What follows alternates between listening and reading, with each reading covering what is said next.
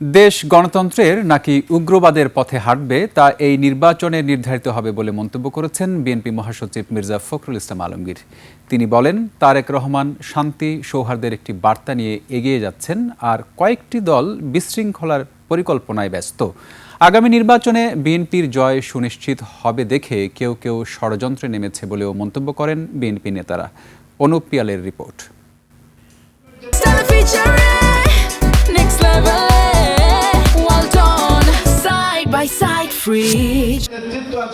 মঙ্গলবার রাজধানীর diploma engineers ইনস্টিটিউটে শহীদ রাষ্ট্রপতি জিয়াউর রহমানের ৯০তম জন্মবার্ষিকী উপলক্ষে আলোচনা সভা। সভায় যোগ দেন বিএনপির বিভিন্ন পর্যায়ের নেতাকর্মীরা। বিএনপি মহাসচিব মির্জা ফখরুল ইসলাম আলমগীর বলেন, নির্বাচন হলে বিএনপি একটি মাইলফলক বিজয় পাবে। বিএনপি সৌহার্দ্যের বাংলাদেশ গড়তে চায় উল্লেখ করে তিনি বলেন, যারা বাংলাদেশের স্বাধীনতায় বিশ্বাস করে না তারাই প্রোপাগান্ডা চালাচ্ছে। বিএনপিতে এখন ওদের সবচেয়ে বড় শত্রু, কারণ নির্বাচন হলে বিএনপি ল্যান্ডস্লাইড ভিক্টরি পাবে। সবচেয়ে বেশি দুষ্টামিগুলো কারা করছে? যারা অতীতে বাংলাদেশকে স্বীকার করে নাই।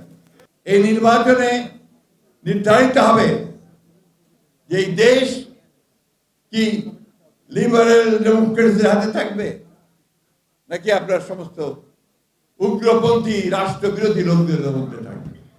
তারেক রহমান আধুনিক রাজনীতির কথা বলেছেন, আর একটি দল ধর্মের দোহাই দিয়ে মানুষকে বিভ্রান্ত করছে বলেও অভিযোগ করেন তিনি।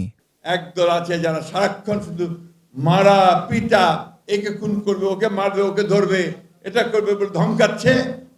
আর আমাদের নেতা দাঁড়িয়ে বলছে যে আমার একটা পরিকল্পনা আছে তোমাদের জন্য। ধর্মকে ব্যবহার করে মানুষকে বিভ্রান্ত করে ভুল বুঝিয়ে দাঁড়িপাল্লায় ভোট দিলে নাকি বেরোতে যেতে হবে। আর বিএনপি স্থায়ী কমিটির সদস্য মির্জা আব্বাস বলেন, নির্বাচন ইঞ্জিনিয়ারিং করে বিএনপিকে ক্ষমতার বাইরে রাখতে গোপনে ষড়যন্ত্র চলছে। একটি হলো বাচ্চা আর একটি বড়।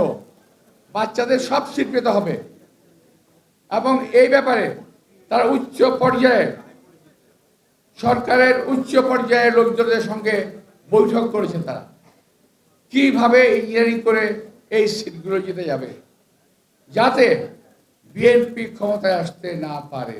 কেউ অপকর্ম করলে তার জবাব দিবে বিএনপি। এই দেশকে কোনো প্রতারকের হাতে পড়তে দেওয়া হবে না বলেও হুঁশিয়ারি দেন তিনি। চাঁদাবাজি করতেছে, নিজেরা চাপিয়ে দিচ্ছে বিএনপির উপরে। কি দুর্ভাগ্য আমাদের, ওদের সরকার ক্ষমতায় আর আপনারা বলেন যে বিএনপি চাঁদাবাজি করে। এই দেশকে কোনো প্রতারকদের হাতে, কোনো ধান্দাবাজের হাতে, কোনো কসাইদের হাতে এই দলটাকে আমরা পড়তে দেবো না, এই দেশটাকে পড়তে আমরা দেবো না। অনুপ পিয়াল, ২১ টেলিভিশন, ঢাকা।